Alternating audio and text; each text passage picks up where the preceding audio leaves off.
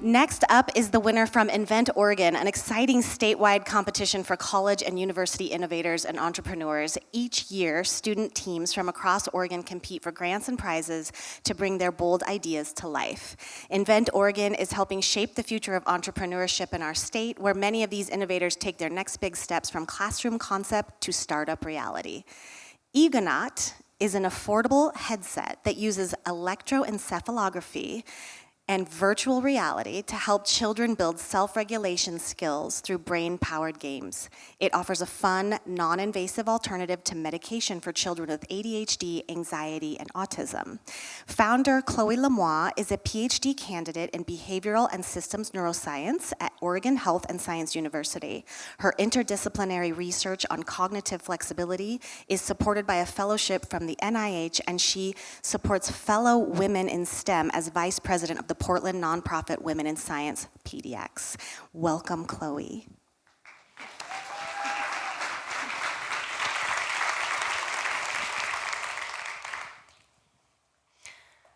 I would love for you all to take a sec and remember the last time that your emotions got the best of you. So maybe you slammed a door out of anger or just completely broke down from stress. Eventually, you calmed yourself down. But what if you were just 8 years old, with those same big feelings and fewer skills to cope? For about 1 in 5 kids, even small everyday challenges can trigger these overwhelming emotions. They're not bad kids, but they feel things very deeply and don't know how to manage it. When these meltdowns are met with frustration or even punishment from parents and teachers, it feeds a painful cycle where kids feel ashamed and push away support, causing them to struggle even more. These challenges are especially prevalent in kids diagnosed with ADHD, anxiety, or autism spectrum disorder. For some, therapy and medication can help, but for just as many, medication is discontinued within the first year due to side effects or a lack of benefit. This leaves parents feeling guilty, wondering what more they should be doing to support their kids. One of the most effective tools for helping these kinds of families is called neurofeedback. It's a non-invasive therapy that trains the brain to self-regulate. But there's a big catch. Neurofeedback costs thousands and is performed at specialized clinics, making it inaccessible to millions of families in need. Plus, it can be uncomfortable and a little intimidating for these kids who already carry the burden of constantly feeling like they're somehow broken and need to be fixed. To raise resilient kids, we need to give them the tools to take control of their minds and their emotions. That's why we created EEGonaut, to make quality pediatric neurofeedback as fun and convenient as a video game. EEGonaut looks like a standard virtual reality or VR headset, but it's much more. This gaming headset reads brainwaves using small button-like sensors, a technique called electroencephalography or EEG. During gameplay, our software analyzes brain activity in real time to actively reward states of calm focus. So for example, learning to calm yourself down from a state of frustration or agitation might help you overcome turbulence in the game to gently land your virtual spaceship. Repeating this process over time creates lasting brain changes. So the next time a child feels one of these emotional storms brewing inside, they're more prepared to navigate themselves back to calm. We're incorporating this neurofeedback protocol into an open-world space exploration game, where each planet has missions designed to teach valuable self-regulation skills. To do this, we're collaborating with a successful indie game developer to make sure that EEGonaut is the kind of game kids will want to play again and again. We are a team of 3 neuroscience and psychology students, so huge nerds, and we read a lot of scientific literature, but we don't have the life experience of parents. So originally, like many other ADHD-focused products, we planned to target attention. And it wasn't until we polled over 50 parents of kids diagnosed with ADHD that we found out emotional regulation was a much more prevalent and pressing issue. So this was a huge initial pivot for us. We also learned the real-life pain points of child psychologists as potential customers. Play therapy tools are often way too simplistic. Private practices can't afford these advanced neurofeedback systems. And talk therapy on its own is just not engaging enough for young kids. They would rather be playing games. It's clear that current pediatric neurofeedback tools fall short. They're either tens and thousands of dollars and are overly clinical and boring, or they're just glorified toys using very unreliable EEG measurements. EEGonaut addresses all of this. Plus, we're adding features that potential users asked for, like multiplayer modes to support family connection, and STEM-inspired missions to help spark curiosity about the world.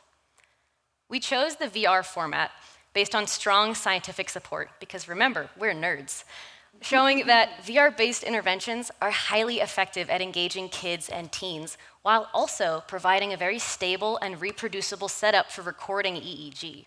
However, we also heard from parents who were concerned about kids with sensory sensitivities.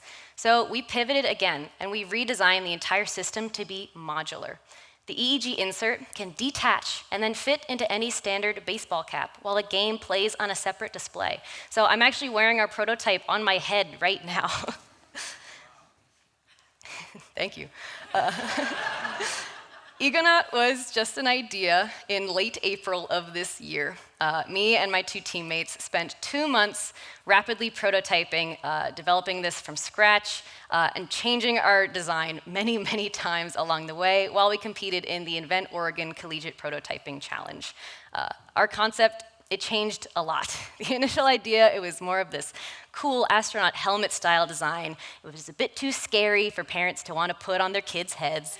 So we shifted into this kind of cool headband that was a little confusing, and then finally to the insert. But we wanted to keep the whole design process human-centered, so we worked with test users during our prototyping process, and we learned a lot this way. First off, our cool headband style design was not intuitive for kids or for their parents, and it was also not very comfortable. So this led our design shift to the insert with flatter electrodes and extra padding. We also saw firsthand that parents getting involved in this mental health VR gaming process made kids light up.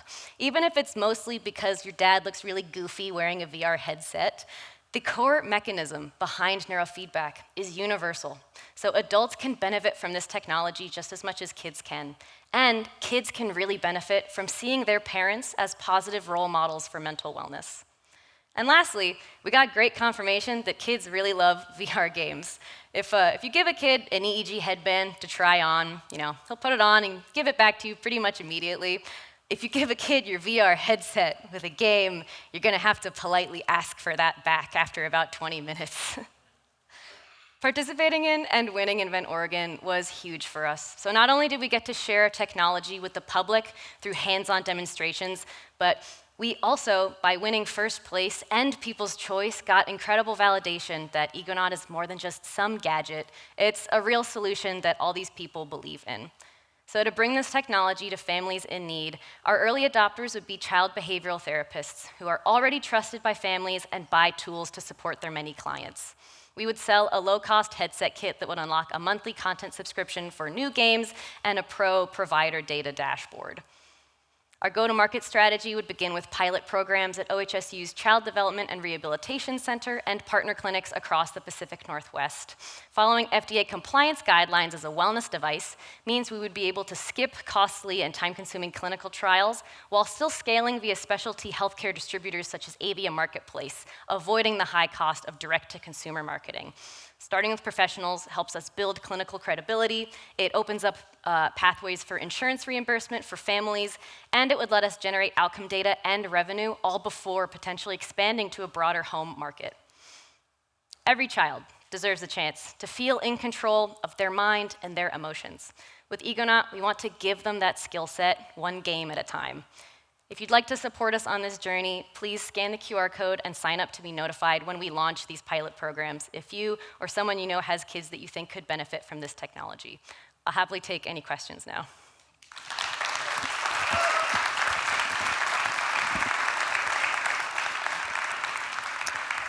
Chloe, this is amazing and your pitch is fantastic. Well done. I think the obvious first question is adults. Yeah. So adults using this, can they benefit in the same ways that children can for this emotional regulation and helping to self-soothe and all of the things that you mentioned? Yeah, so neurofeedback was originally discovered in using adults as subjects, but the thing about brains is when you're really young, your brain is extra plastic, and it's very adaptive. So younger patients will get the best benefits the earlier you start this, but it can still be very beneficial for adults too. And I've met plenty of people who both benefited from neurofeedback as kids and as adults. So it's a real solution that works for a lot of people. Oh, it's incredible. Well, thank you to CMIT Solutions for providing this amazing opportunity for you all to ask Chloe questions. The first one is, what kind of data are you collecting? Yeah, so we're recording EEG data, which is basically when you have a bunch of neurons in one spot, you put this electrode on the skin of the scalp, and it will pick up on those activity patterns. And so we're looking at activity in certain frequency bands, like if you've heard of alpha and beta and theta and delta. Activity, high or low, or than average in certain bands is associated with mental health conditions and healthy versus disease states. So that's the kind of data we're looking at, and through this reinforcement process, which is neurofeedback, we can adjust those to help reduce symptoms in the long term. Amazing. How do you simulate and trigger the big emotions in the game? Yeah, so if you've played a video game before, you've probably experienced frustration when something isn't working, and so being the people that are developing this game, we have all the control over how easy or difficult something is, with the unique advantage of being able to detect states of high arousal, high agitation during a game, and we can decide if you need a bit more of a push or we need to make things a little bit easier for you. So we're very early in the game development process, but very excited about it. Does it look like the graphic that you shared? That's a beautiful concept image from a game that I personally love, but that's our beautiful. Inspiration. Yeah, okay. Yeah. Very cool. How are you cutting costs? Why are existing devices so much more expensive? Yeah, it's actually really interesting. So EEG, at the end of the day, is not that expensive to build an EEG system. You need one expensive component, which is to amplify the signal because it's so small. But most of the cost of these clinical grade EEG systems comes from the proprietary software that you need to analyze this. However, in the recent few years, few decades, there's been a huge expansion of open source tools because people at home are beginning to be really interested. People read about neurofeedback and how it could help them. People have made mods for Skyrim where you have an EEG headset on and that controls your power levels. I've never played Skyrim, but it's becoming more of a thing now because people have realized it's not actually that expensive to do, and there's lots of software tools out there that can help you do it yourself. Wow. What are the primary age groups that are ideal audiences for your current game content? Yeah, so as I mentioned, younger is better in terms of the efficacy of neurofeedback, but for something like VR, for example, you don't want to go too young for obvious reasons. It's hard to distinguish reality from fantasy sometimes, and I think anything below 7 or 6 years old, people generally say to avoid too much screen time. So I would say probably around 7 to 12 is our approximate age range, but depending on how game development goes, we could easily expand that. There's lots of kids games that teens and adults all enjoy, yeah. Great. How do you measure success? Oh yeah, so we're not quite at that stage yet because we'll need a lot more data from our test users, but success would be, so for example, for something like ADHD, one of the core EEG markers is a low beta to theta ratio. My partner's nodding in the audience because I always forget if it's too high or too low, but he's more the expert. And so when you have a couple neurofeedback sessions, usually they're 30-minute sessions, and you'll have anywhere from 10 to 20 to even 40, depending on the individual. And over time, you're getting these EEG measurements. You should see the beta to theta ratio increasing if the neurofeedback protocol is successful. So that would be the kind of thing we would look at. And then in terms of the parents, the kids, they would hopefully be seeing better symptoms, better executive control, better self-regulation. And is that it happens pretty quickly? You're noticing that? It's we don't have a ton of data, but there's been decades of neurofeedback research so far. Every person is different. Every brain is very different, which can be very frustrating if you're in the field of neuroscience, of course. But generally around 10 sessions is where people really start to see a difference. But the more sessions you do, people tend to report that the longer term effects you get. So it can be permanent pretty much at the end of the day. That's amazing. Well done. Thank you. Really well done. How about a round of applause for Chloe?